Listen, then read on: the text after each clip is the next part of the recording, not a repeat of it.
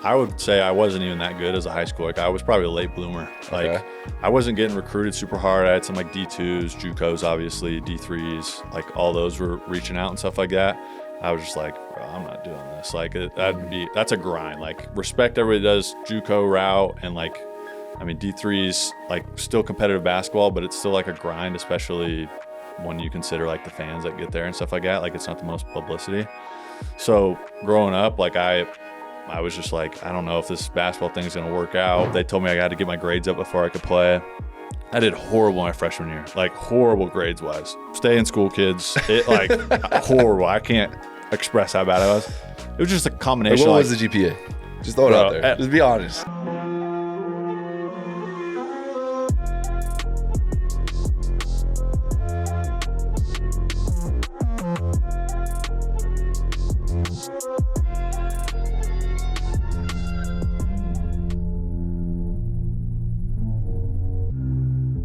Welcome back to Life Beyond the Three, presented by the Center Street Media.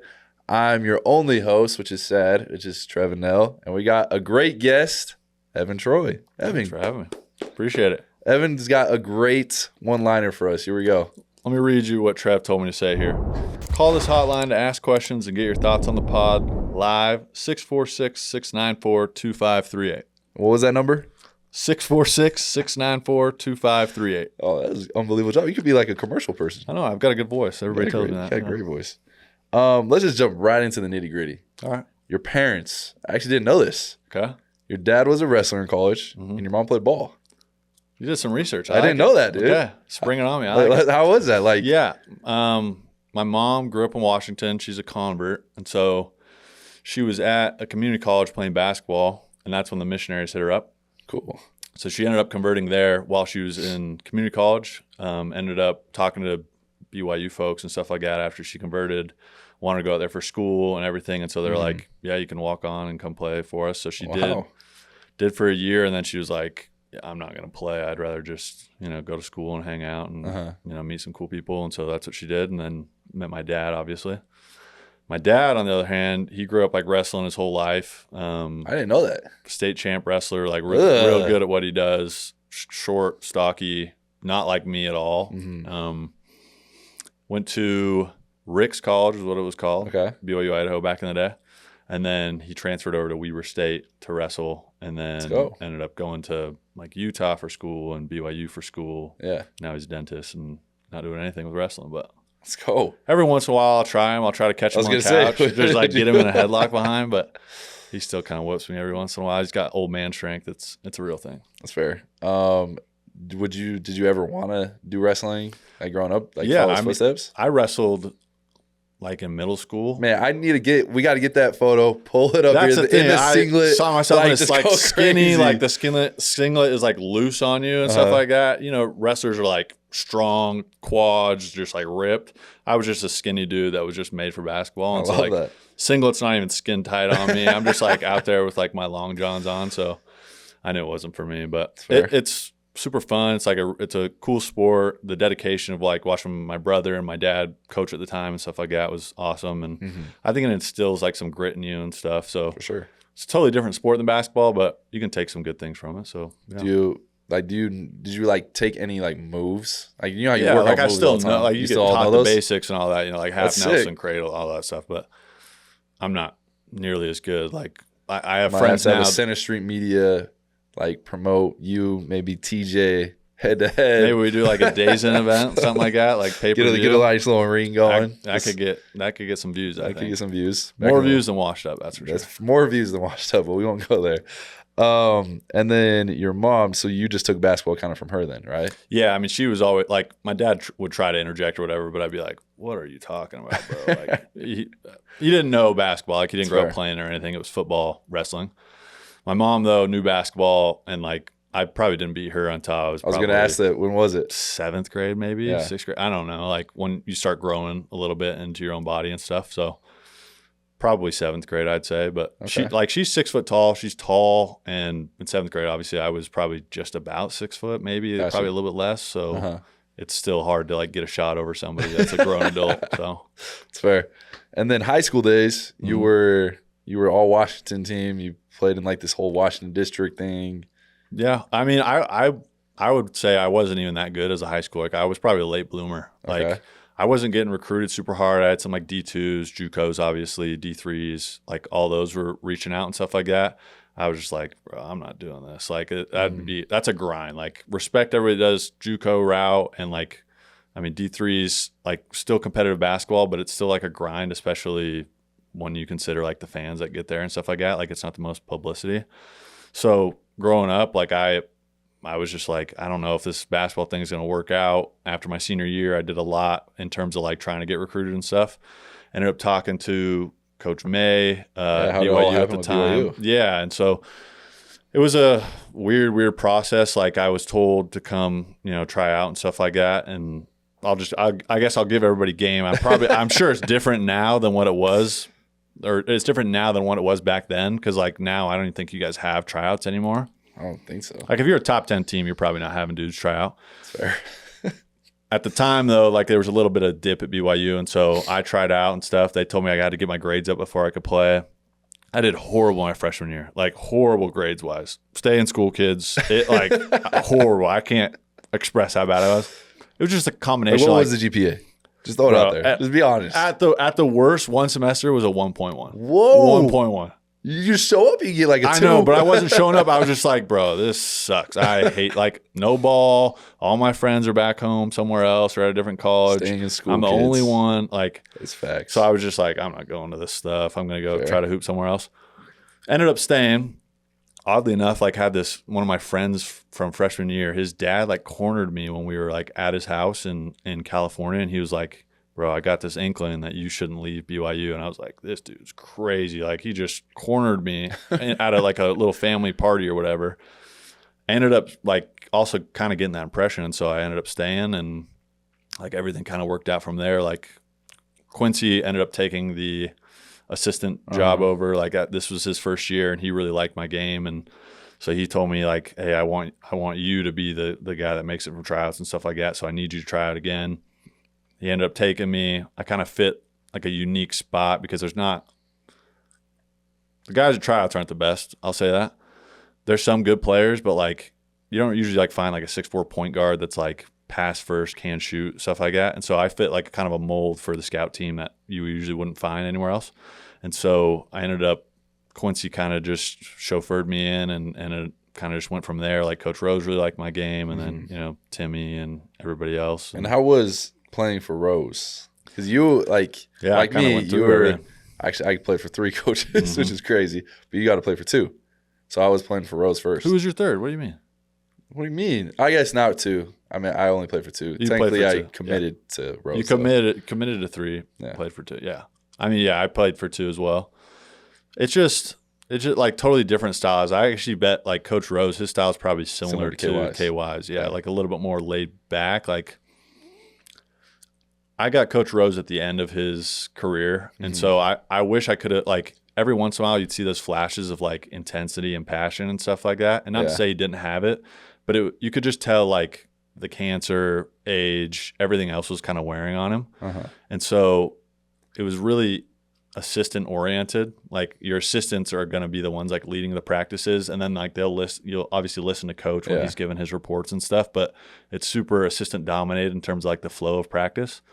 Whereas like Pope, it's more like Pope is running the show, and like his assistants are the ones falling in line behind him, and they had autonomy to do what they wanted to do, but end all be all was Pope. Whereas with Rose, the end all be all was with Rose, but it was like led by his assistants the whole time. And so you could still see like he was a genius in terms of the game and like recruiting and stuff. It's just the passion and maybe like the fire for the game wasn't there. And I think that's probably why he retired in the end. I mean, it's fair. Makes sense. And then, so I'll give you guys a little background with Ev. So I was a freshman. Ev was a senior. And I remember, so what happens if you're late? I didn't know. I mean, this is my first year with Pope. Was your freshman year with Pope as well? Luckily, I was a senior, so I'd kind of like already been through like the ringer. Sorry, I'd already like been through the ringer in terms of like summer conditioning and stuff like that. You were new, and so you kind of hadn't gone through the ringer. We just assumed it was like death, like a hell on earth. if you're late, it's the end. Like, Yes. don't even show up tomorrow. You'd rather just kind of not exist. Quit, exactly. Just quit. Yeah. I mean, go be a regular dude, I guess.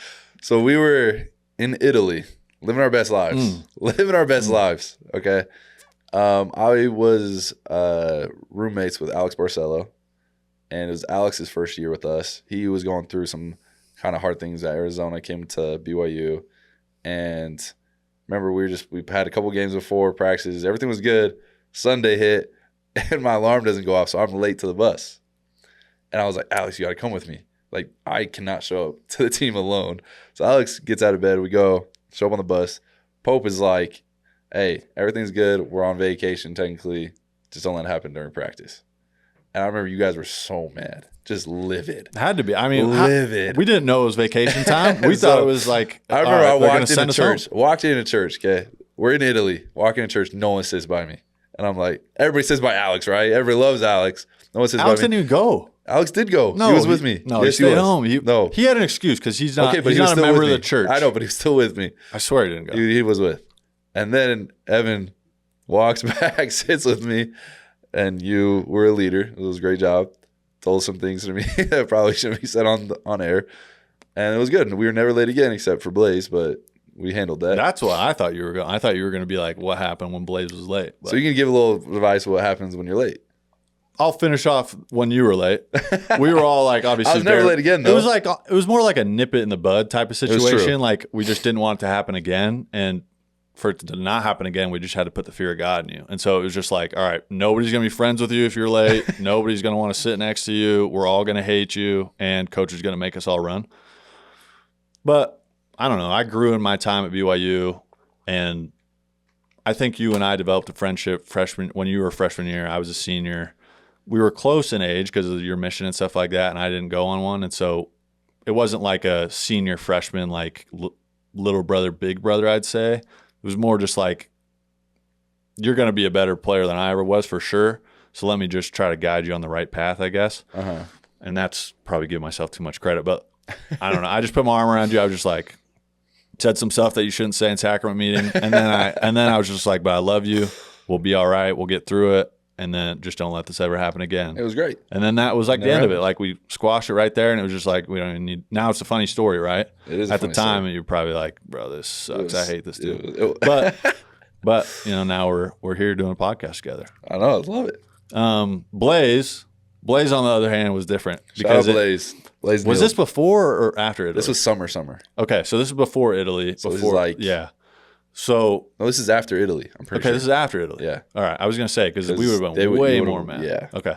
So after Italy, we have a team lift at like 7 a.m. probably. Yeah. I don't think it was 6. It's like 7, 6, something like that. Everybody's there except for Blaze. Shout out Blaze Neal, by the way, if he's watching this. He's late. He oversleeps his alarm. Uh-huh. He was living at home at the time in Lehigh, and so like nobody lived at the apartment with him, and so we couldn't like wake him up or anything. Everybody tried calling him for sure because we all had like little groups of like, all right, we're not going to be late. So we had a little phone group. Yeah, these are the people you're in charge of. You got to like start a group text, and if you don't text the group text by a certain time, we got to call you, bang on your door, get you out or whatever. That's how scared we were to run. Yeah, like I said, the fear of God. I mean, you are scared for your life, especially after this. So Blaze is late.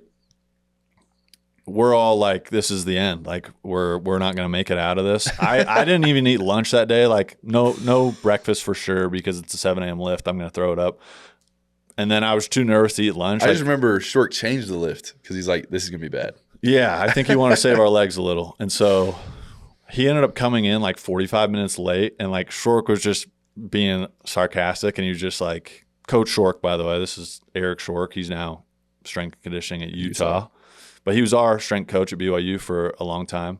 And he was just like, oh, look who shows up. Blaze Neal, Mr. Too Cool for School, like doing all this. And obviously made him feel like crap. But so Blaze shows up, and Jake had a good idea because Jake had spent time with Pope before. Shout out Jake. Jake Toulson knows. That when White was late. Yeah. That didn't work. Jake Toulson knows like when to fight his battles, and he knows Coach Pope and Feger and Burge and all those guys way better than we did. And so he's like, we'll handle this ourselves. So we just put Blaze through the ringer. We were just like, you think you're better than everybody else? Like, you're a walk-on. It doesn't matter. You think you're cooler because you came over from a JUCO or whatever. You average all these points. And so we just made him race every single person in a suicide until he could beat him. And so crazy. Even Rob Ramos, the athletic trainer guy. Yes. Rob ended up racing him because it was that easy. Like, Shork put him through 20 bike sprints maybe or something more, and that makes you feel like jello in the legs.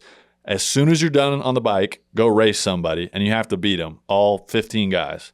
And so we sent me out first because I was like, oh, he'll be the freshest then. I'll beat him now. I beat him easily. And it was like, all right, we might have to change some stuff up because there's no way he's going to beat everybody after doing all these sprints and all these bike sprints and stuff. So we ended up throwing Rob out there. I think he lost to Rob at least once. No, yeah.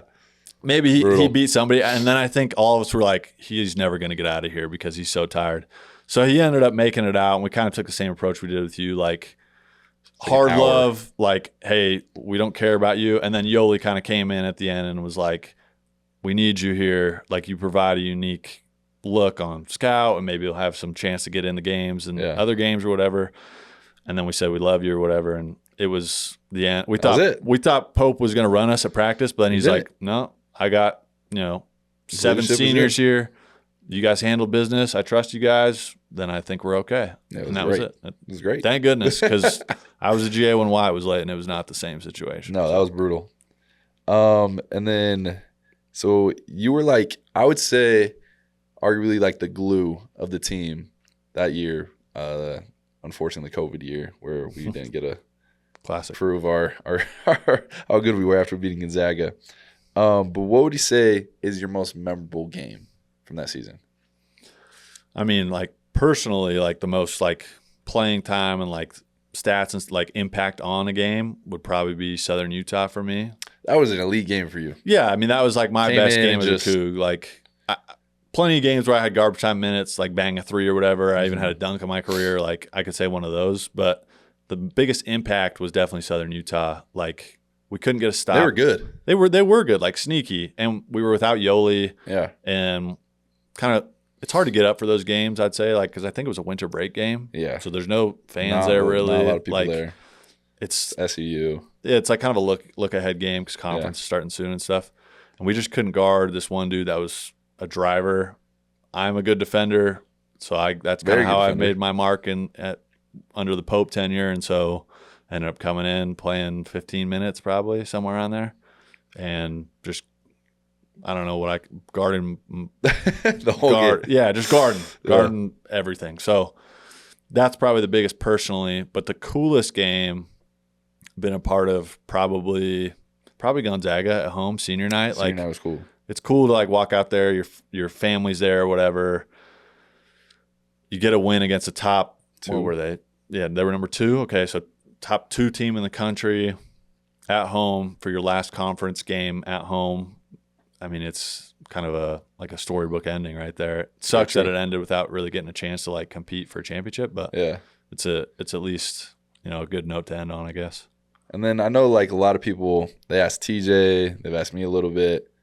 How could you describe the locker room, or, like, I guess the film room, when Pope came in and just said, like, hey, I just got the call, season's over? Like, I've spent a lot of time with Pope, obviously, because I was a GA with him after I was done playing. So I got to see kind of both sides of it and get to see him at, like, the entire spectrum of, like, kind of wins, losses, all that. He's a guy that, like, kind of commands a room. That was the only time I ever saw him, like, not know what to say or, like, didn't have something to say. Yeah. He's so loud and eccentric, and that was the only time I've ever seen him just quiet. Like, Bobby, our Dobo at the time, Bobby told him, hey, they just canceled the tournament, and kind of, like, whispered in his ear or whatever. He told us the news, and then he just, like, kind of sat there and was like, he just, like, looked down. I'm sure he was thinking, like, okay, what should I say? What should I do or whatever? And I'm sure they had some plans, like, to appeal or whatever, but that was the only time it was just silence. Everybody was just like, this can't be happening right now. Like, this has never happened in the history of the NCAA tournament. Yeah. Why is it happening now? And it kind of sucked too, because we had just talked before about, like, there's no way they're going to cancel it. They'll just do it, like, without fans or whatever, like, which is what they did the next year. But they ended up canceling it, and that was like just the most somber film room I've ever seen. Everybody was pumped for practice or whatever, and then it's like, okay, what do we need to practice for even? Like, that's the end. It's not like, at least with a loss, you can like point to, okay, this is like why it ended. We lost, and now we can go our own way. But now it's just like, you're just done. Even after you're supposed to have like 3 more games left, and now you're done. It was like the first time BYU made the tournament in how many years? You're right. It's 2012, I guess, 13, whatever it was. Yeah, 8 years. Yeah, that's brutal. That was my first like, wow, this is like, what a brutal start for you. Seriously. Like, and I think we ended up like playing dodgeball or something. Yeah, and like some ones and like 2-on-2 and stuff like that.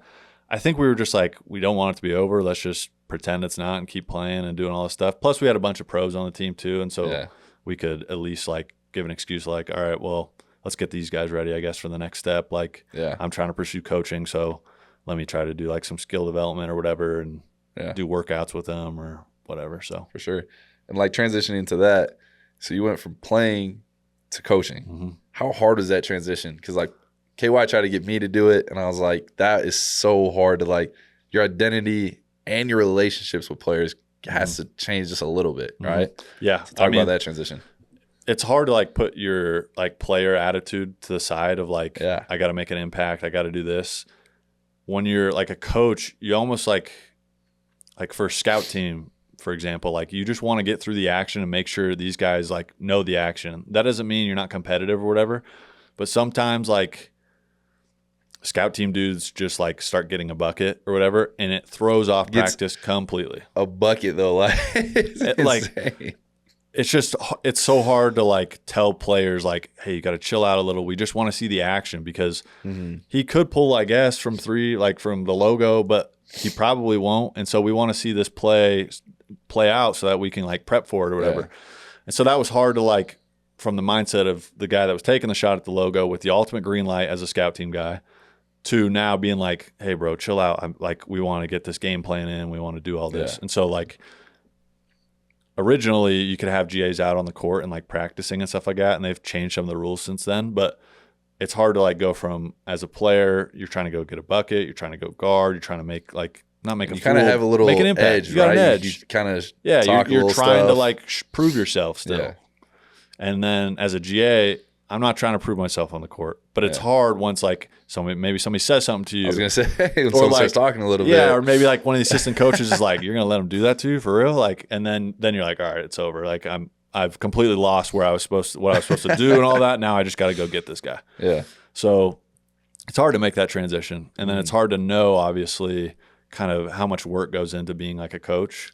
I learned that really quickly, especially with the COVID year. Like, I was kind of eased into it a little because you didn't have to spend a ton of time at the office because they didn't want people being close or whatever after everything came out with COVID. And so you were kind of almost like we were Zooming a lot, or like 6 feet apart at the office or on the court. Like, it was very limited with masks. And so originally I was in a meeting. I was like, how can I make my impact now? I'm not a player, as a coach. So I was like, I know what I'll do. I'll go to like the team leader. I'm living with them at the time. I'm 22, 21 or whatever, like just graduated. And so I was like, I'll make an impact. And so I was like, hey bro, you gotta be more of a leader. You gotta do whatever. Coach is telling me this, like, you gotta make an impact. Somehow it got back to coach. Somehow it got back to him. Like, I liken it to like, I love this program and like this player, this coach, everybody so much that it was like a puppy. I just want to squeeze it. And I ended up squeezing it to death, just trying to do too much. And so I ended up obviously saying something I wasn't supposed to. And then that got back to the player. The player was like, hey, you don't think I'm much of a leader, coach, or whatever? Coach pulls me in and he's like, yells at me for a while, rightly so. And then he's like, you're out. You're out of the office for the rest of the summer. It's kind of nice for you. Well, which is like, it's a little bit of vacation, but not if I'm like trying to be a coach somewhere. True. It's like, dang, like, how am I supposed to learn and get better if I can't get in? But that gave me a good wake-up call. It was like, not everything that's said in a coach's locker room needs to be said right there, because it's unfiltered, it's raw, it's just your emotions talking. It's not like coming out of a place of love. It's just coming out of like results. And this game's way more about results.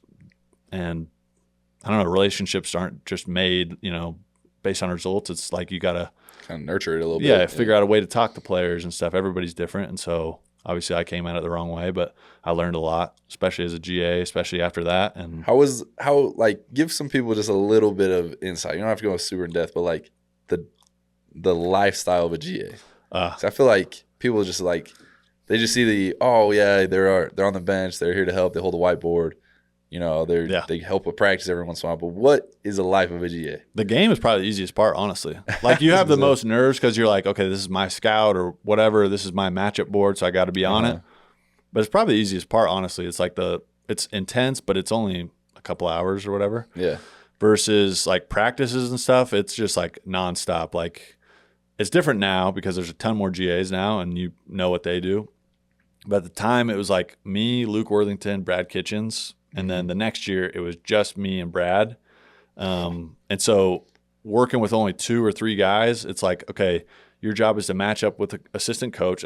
Job number 1, match up with an assistant coach, get a scout put together for like – so that's a lot of responsibility for like a young dude. Like obviously you get the sign-off from the assistant coaches who have a ton of experience. But, man, that was like hard initially being like, wait, all this like defensive game planning and stuff relies on me right now, like just some kid from Washington that like ended up skating his way by somehow and making it as a GA in my head. So job number 1, do all that assistant, like you're cutting up film, you're getting like their tendencies, their playbook, all that stuff, their top scorers, their like play dependencies, their play styles, you're trying to get 3 words, all that stuff. That's step 1. That's probably the most fun because you're like, this is still basketball related. Step 2 then is like, okay, you got to learn how to like deal with the players. And then it's like, okay, we got to make sure they're getting to class on time. We got to make sure that they're eating right. So you got to order food. So you're ordering like a 60-person meal from Aubergines or whatever. Shout out Aubergines, no free ads. You're getting an order from them for 60 people for the team. And so you're worried they're going to screw that up, which inevitably that always happens. Somebody's order gets missed or whatever, and then you get chewed out for it. Because especially if it's a coach's meal. If it's a coach's meal, they get really mad. If it's a player's meal, the coaches get mad at you for the players not eating or whatever. Yeah. So you order extras and it's fine, but still you feel like crap because you're like, dang, that's on me. So you get the meals done, and then next step is you got to like be in charge of the managers. Like the Dobo's the guy that oversees it all essentially. Yeah. But as a GA, like you're way more like on the ground, like you're kind of the ground soldier for everything. So you're like, all right, are the managers here? Are the balls pumped up? Are the shot trackers charged? Like, it's literally everything. Do we have all the practice plans? Do we have the 16 jerseys that we need? Do we have the foam rolls down there? Are we set up with the clock? Do we have the coaching practice sheet or whatever? Do we have the film cut up, ready to go? Look at you just rattling it off. Like there's so much. There's so much. That's all still somewhat basketball related, probably like B, like secondarily. And then part C is like, all right, now you got to do some extra stuff. Because Pope, like I said, he's an eccentric guy. I'm not sure how it is with KY. I'm sure it's a little bit more lax. And Coach Rose, Pope, it's like, all right, what can we do next? What can we do with it? It's like how 5 steps ahead. How can we help this guy? Like he wants to get married. Let's go look at venues for him. Let's go. And it's like, that was not on the job description, bro. Like I did not know GAs did this. And I'm sure it's different for coaches and stuff like that. And it made it fun, but it was always like you're going around doing things that you never thought you would. And so like I'm at like a costume shop getting a costume because we want to pitch a recruit to do X, Y, and Z. So I'm buying an Elvis wig or what. Like it's just stuff that you would never think of. You're now in charge of because you're kind of like the guinea pig that has to do all these like extra stuff or whatever. And it's part of the job, and I loved it, but it's different for sure. Okay, my last question, just to wrap up the whole BYU aspect. So you were a player. Mm-hmm. You knew how to get on the court. Mm-hmm. You were a coach. You knew what they valued. So my question is, what do coaches value the most? And for a player, like everybody always talks about how many points can I score? Mm-hmm. If I score more points, if I take more shots, I'll get in the game, right? But what would be your advice? Because you've experienced literally the whole thing. That was my thoughts initially too. Like when I first showed up at BYU, like I was just like, I'm getting buckets on the scout team. Like, why am I not playing? And it's like, it's a totally different mentality first off. Like, I'm not going to have that green light when you step on the court, and you'll never feel like that. And it wasn't really until like my last year where I realized like the way for me to get on the court was to do my job. And my job was guarding. And so I'm going to knock down open threes when I have them, and I'm just going to guard without anybody else's help. So I'm going to do my best to make sure nobody else is put at a disadvantage because of me. So if there's a screen, I'm getting over it by myself. If I'm on isolation, I'm guarding by myself. I'm keeping him one way, all that stuff. So that was me. So I would say, like, best way to get on the court is to do your job. What's your role? Like, it's hard because it takes some humility to realize, like, they don't want me out here to score. They don't want me out here to dribble and pass and do all this. Like, my job is to shoot open threes when they're open and guard people, their best player. Yeah. If you're a shooter, you're a shooter. Your job is to come in and spread the court. So knock down open threes, take open shots when you got them. Maybe even if you don't, like, maybe that's part of the game plan is, like, anytime you get an open look or just a look, shoot it. That's your job, right? And then your other job is to be like an efficient defender. Take charge, make plays when you have to. But you're not necessarily – dive on the floor, be a hustle guy. Some people's job is to be the facilitator. Some people's job is to be the scorer. Like, you got to not only kind of like ask the coach or whatever, like, hey, what do you want me to do? You got to kind of also like find it yourself, find your own role and kind of mold it to – just embody it. And be who you are, I guess. Just – do your job. That's what coaches want you to do. I like that. That's the way to get on the court. I like that. Shout out Ev. Ev, what was it? I don't know how many threes. You might know. LMU game, corner three right in front of me, bucket. We tie the record or something like that at LMU for how many threes we made. Were you hurt? Were you hurt that game? I think I was. Could have been you. Could have been me. Could have been you. Me and Ev had a great relationship because if coach walked by and if we wanted someone to shoot it more, he would put me in the game. If we wanted someone who could guard, it was Evan. And so we'd always it would be like looking at each other. We'd always sit by each other too. So we had like, no idea. Like Evan, Trevin, very close. Yeah, true. We were like two sides of the same coin. Like you were a freshman and you had like the ultimate confidence in like your scoring ability. I was the opposite. Like I had if I'm out there, Jake Toolson could get a better shot. In my head, I'm thinking Jake could get a better shot than this, even if it's like a wide open corner three.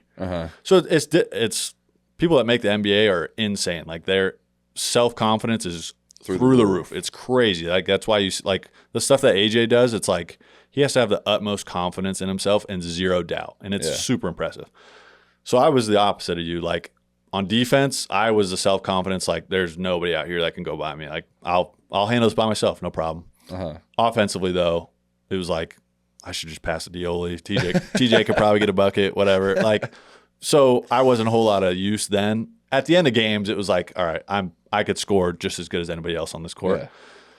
But you, on the other hand, you were probably more thinking like, that's how I would stay on the court. How can I hide defensively maybe a little bit as a freshman? You found yourself, obviously, as you got older and some tricks and stuff. But like offensively, you were like, I could score just as good as that guy over there. Yeah. But it's fun. Yeah. It was a fun little thing that we always played. Yeah. Dude. Pope said he was like, yeah, Evan Troy threw the pass that broke his thumb or whatever because you got a fracture in your thumb. Fractured my thumb. So he jokingly blamed me, right? Everybody on Twitter let me have it. They were just like, I can't believe he'd do that. Anything for playing. I'm just like, bro, I promise you, I did not do that. That's I did not do that. But so yeah, guys, if you guys want to know, I was actually playing a little bit my freshman year, like 10, 12 minutes.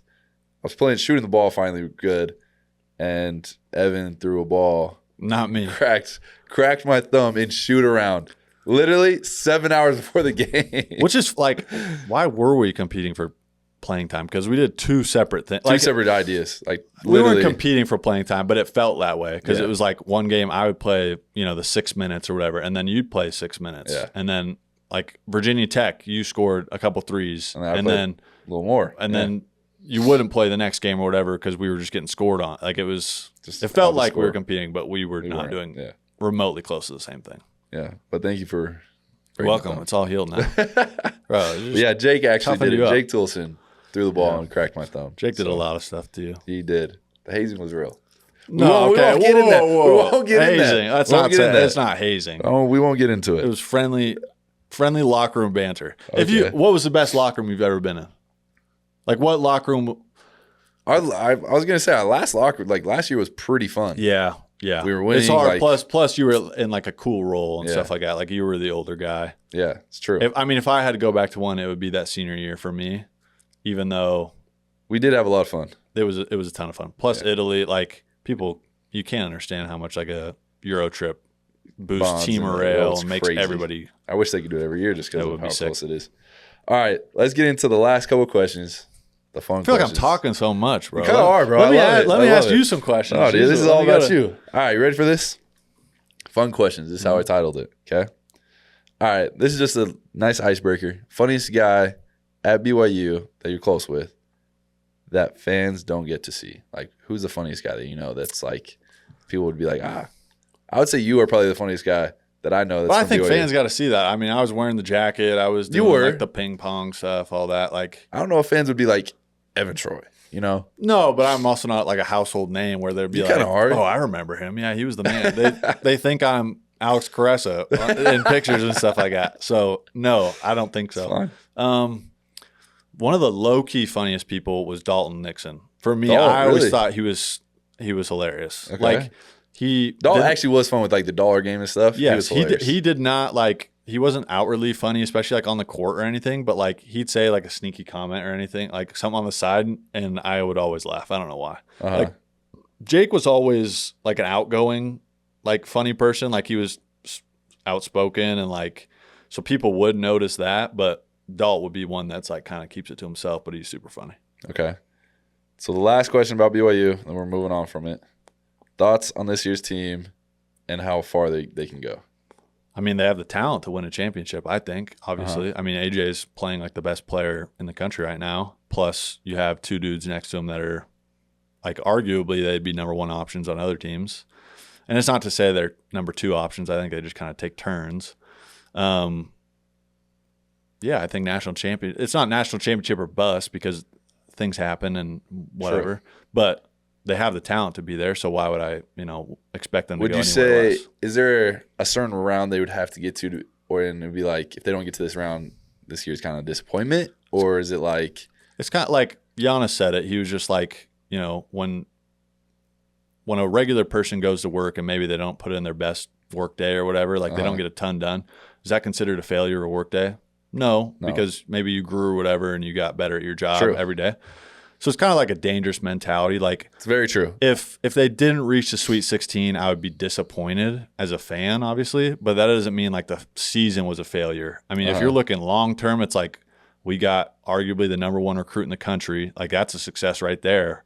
We got like one of the best transfer portal guys in Rob. We got Richie to stay for his senior year instead of leaving somewhere else. Like all those are glass half full. I love that. There's just so many little successes that like are beyond the results, and obviously the record books will only keep track of the wins and losses, but like there's so much more to be happy about and to be like this is a success of a season than just a Sweet 16 loss or whatever. Would you be? I mean, don't throw it back on me. No, we're gonna throw it back on you, bro, because you're even closer with this like program than I am right now. Yeah, I would say I love the way you just said that, and I think everybody should have that mindset. Everybody's saying like Final Four or this season sucks. We put all this money into this. I would arguably say if we can't get like I don't think people understand how hard it is to win games in March. Yeah. But I would say they would have to either meet what we did last year or at least go one round further. And you can be disappointed as a fan. I think that's like you're right as a fan. You know what I mean? Like you support this team and then they ended up failing their objective of winning a championship, but you can still be like, there were successes throughout the season. We just failed this last game. That's really all it is, because there is going to be a last game at some point. I like that. All right, so Evan is a phenomenal chef. Phenomenal. Thank you. Like, actually, really, if Evan has the best guac, I will stamp approval that I've ever had in my entire life. I've been to Mexico. I've been to other places. Best. I'm serious. I love your guac, bro. Thank you. Not to be weird or anything. I don't know if the lights are kind of like shining on us right now. I don't know if you've tried enough guac to be like saying, giving you your stamp, but No, I did. All right. I like it. So, real quick, just quick dish, favorite thing to cook. Your best dish. Steak. I'm probably the best at steak, but I mean, I don't know if that depends on like the chef. It's probably more about the cut of meat for me. Okay. But see, look, he's already getting but into it. I like that. I know how to cook it, and like it's not. If you put your steak on a grill, if it's a nice steak and you put it on a grill, you've already failed. Like you're losing so much. It should be pan seared, either a fillet or ribeye. Talk your stuff. Olive oil first in the pan. Leave it in for a minute, minute and a half, or whatever. Get a nice sear on the bottom. Okay, get my tongue all rumbling. Turn it over. Add the butter, the garlic, the thyme. You've already salt and peppered it, so you're good there. Baste it, all that. You already have it. Let it rest for 10 minutes. Then you can cut it or eat it or whatever you want. And you will medium rare. Medium rare, no question. I like that. If you're well done, I'm a medium rare plus. Like you're just insane. a little bit. If anybody in this room is like a well done person, you're insane. Like you might be a serial killer in my head. Oh, we're good. What are you? I said medium rare plus. Just like a little. I don't want a medium rare. That's a fake thing. It's not. That's a fake thing. But everybody knows how to cook it. If you're a chef, you know how to cook that. No, it's just a made up word. All right. So Evan is also very good at geography. All right. Very good. So I'm going to say some names of countries. Okay. You got to tell me if they're real or fake. I'm going 10 for 10. Really? Easily. Let's go. All right, ready? Okay, I might botch these names, but I don't want you to be like, oh, I didn't get it right because you said it wrong. Okay. No, I'll get it. That's all right. All right. Kyrgyzstan. Kyrgyzstan, yeah. Is it yes or no? It's a country, yeah. Okay. Nauru. What is it? Nauru. Nauru. Wow, 2 for 2, guys. All right. Pacific Ocean, yeah. Fredonia. No. Wow, 3 for 3. Tuvalu. Yep. Close to Nauru as well. Yeah. Wow, 4 for 4. I'm actually really impressed. All right. Latveria. No. Is that a Marvel country? I think so. Actually. Okay, I was going to say, I thought so. Eswatini. Yes. Wow, that's actually really impressive. South Africa, right on the board. 5 for 5. That's it. That's all I got for you. Actually, 6 Easy for 6. Let me give the backstory because I look insane right now. That's actually insane. I would at least miss. I would have said Nauru, probably not. I'm sure a ton of people do like Wordle connections, all that stuff. I do that and like some like geography ones as well on my phone every day. I'm like, I just do locked it. Like in. I'm locked in. Like it's part of the routine or whatever.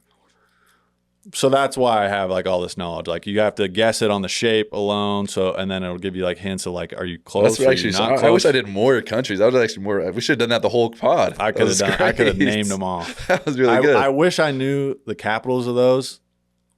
I don't though. But if I did, it would have like I have to do that like for the game. I would have looked like a real freak. Yeah. All right, my last question for you. So I call you this. People around your close friends, mostly movie crew, maybe call you this. You're kind of like the Simon Cowell, all right, of rating movies. Okay, sure. If everybody that doesn't know who Simon Cowell is, he's kind of a Debbie Downer with movies. Kind of always rates lower than probably what he's a jerk. He's like the worst. He is. So you kind of are the worst with rating movies. All right, cool. So we're gonna rate 5 quick movies. Okay. All right. What am I like a scale 1 to 10 or something? 1 through 10. Okay. 10's the best. 1's the worst. First one. Wait, hold on. With like a point system, like point system, you can do anything. Okay. Fight Club. 8.6. I like that. Okay. Fight Club's a great movie. Can't talk about it, but it's a good movie. This is the end. New movie. I love this movie. This is a new movie. For me, it's like an 8.8. Like I think it's better than Fight Club. I think it's one of like my I'm so proud of you. You have grown so much in your rating system. You could like it's a movie, so it's art. It's like subjective. You can rate things how you like. I think it's a super funny movie. Some people will be like, "This is so stupid," but I think it's very funny. And so I'm really proud of you. I think it's great. Here we're gonna have a little misunderstanding. Avatar, Fire and Ash. Yeah, it wasn't very good. I think I gave it like a 6.1, maybe. 6.1 is a crazy. It was low. just like it's the same screenplay. I know, but we won't get into it. Okay. Like no time has passed, so it has to be a similar story in the movie. Yeah, but it was the same. Like the exact same thing is happening. Boats are crashing. We don't need to get into it. All right, 6.1. Avatar. Sure. He's a big Avatar fanboy, by the way. That's why he's acting this way. Schindler's List. Schindler's List is a very good movie as well. That's probably like a 9.1 for me. Wow, that's a big one. Moves me. Never seen it. Moves me. Sorry. I mean, it's a really heavy watch, but it moves me as a person to be like, be a better person. All right, my last one for you. People say you kind of look like him. Marty Supreme. I look like Timmy? Yeah, a little bit. That's a compliment. Most people say Adam Driver, so I'll take Timmy. Yeah, I like it. Yeah, we just went and saw it. I thought it was good. It wasn't like my favorite though, like a 7.8 probably. 7.8. Yeah. Okay. It was good. It wasn't groundbreaking though. I feel like 8. For me, my rating system is always if it's 8 and above, you would watch it again. Yeah. Okay. Yeah, same. Okay, so you want to watch it again? Nah, probably not. Great. Okay. It also like kind of stresses me out too, like watching his life fall apart. That's fair. Like doing all these things. I'm just like, I get a little anxious watching it too. That's fair. No spoilers. Okay. No spoilers. Yeah. It was good. It was good. Well, Ev, appreciate you hopping on the pod. This has been fun. Thank you guys for watching Life Beyond 3, presented by the Center Street Media. Watch it live, Apple, Spotify, YouTube. Catch y'all next time.